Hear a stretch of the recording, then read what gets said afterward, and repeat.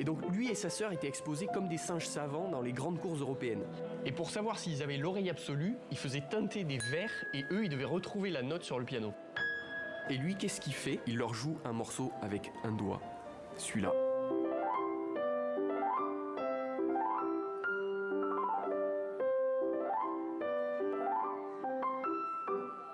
Et donc lui, il a son fils de 12 ans qui est en soins intensifs avec la variole et il pense déjà biographie, droit d'auteur, adaptation Netflix.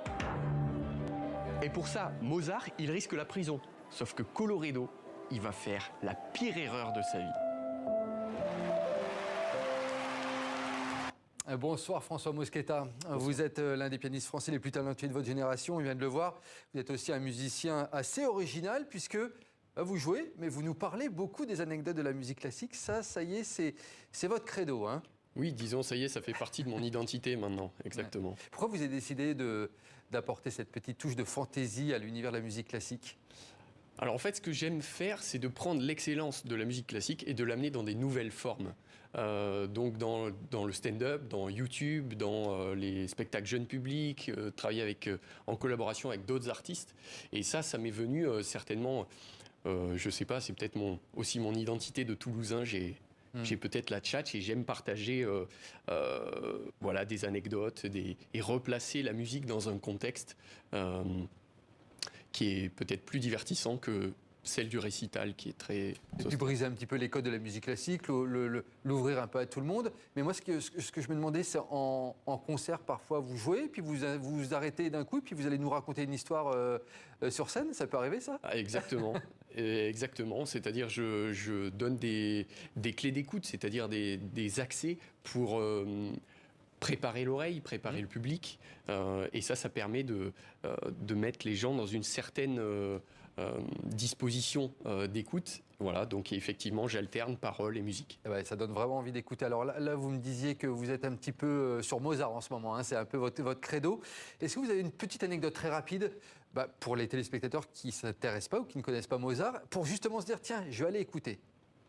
Alors oui, des anecdotes sur Mozart, il y en a plein, là vous me prenez au dépourvu, mais déjà Mozart par exemple, j'ai appris que ça voulait dire homme de la mousse, parce que sa famille vient d'une région d'Autriche où c'est très humide et il y a beaucoup de mousse. Et en fait, bon, moi tout de suite, homme de la mousse, ça me fait penser, je sais pas, à Bob l'éponge, et donc voilà, tout de suite, j'imagine des choses à partir de là qui me font marrer et dont je parle dans le spectacle. Voilà, et puis avec des accessoires éventuellement sur scène pour accompagner. Pourquoi de la mousse, ça peut être pas mal.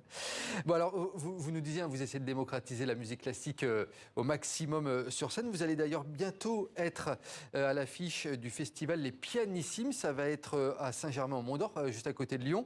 Alors là, cette fois-ci, on va pouvoir écouter, je crois, de la musique sur son transat. Là, on se rend compte que l'univers de la musique classique, il essaye vraiment de décloisonner au maximum et de pouvoir donner envie de l'écoute au maximum de personnes. Oui, exactement. L'idée, c'est aussi de mettre les gens dans les meilleures dispositions et qui n'est pas forcément les codes des salles classiques. On ne sait pas trop quand est-ce qu'il faut applaudir. Là, on est dans son transat, on est en plein été, on est en plein air. Et donc, évidemment, je présente tout ce que je joue. Voilà, et ça permet effectivement aux gens qui n'ont pas forcément l'habitude de fréquenter les salles de concert classiques de se sentir à leur place. Vous sentez que le public il est en train de changer? Il y a toute une nouvelle génération un peu de votre âge qui est en train d'arriver dans le classique. Est-ce que vous sentez qu'aussi dans le public, en fait, ça se modifie? Je pense qu'en proposant de nouvelles formes, on peut toucher des nouveaux publics. Et donc de proposer des formes qui sont plus divertissantes, c'est par exemple du stand-up, ça permet de créer une connivence qui est différente avec le public. Voilà. Et moi, je me sens plus à l'aise pour jouer quand les gens se marrent et qu'ils passent un bon moment. Ouais. Je voulais juste parler une seconde de votre chaîne YouTube parce qu'elle est vraiment intéressante, qui s'appelle Le Pianiste qui parle. Alors là, vous allez nous amener aussi dans les coulisses des instruments de musique. Vous ouvrez votre piano, vous nous montrez les cordes. C'est histoire aussi là de montrer l'envers du décor. Exactement. En fait, donc il y a cette partie-là qui est effectivement très portée sur l'instrument, et puis il y a aussi la partie portée sur les compositeurs, donc où je présente des œuvres, je présente quelques anecdotes sur le compositeur, puis je joue le morceau. Voilà. Et là, je vais reprendre un nouveau projet YouTube sur lequel je vais travailler une bonne partie de l'été. Ouais. Donc je peux faire un petit peu de teasing, ça s'appelle Piano Explo, et l'idée c'est de rentrer dans des grandes salles de concert, de montrer les coulisses et de montrer des endroits auxquels les gens n'ont jamais accès. Voilà, dans l'idée de désacraliser un peu ces lieux qui sont des grands temples de la musique classique.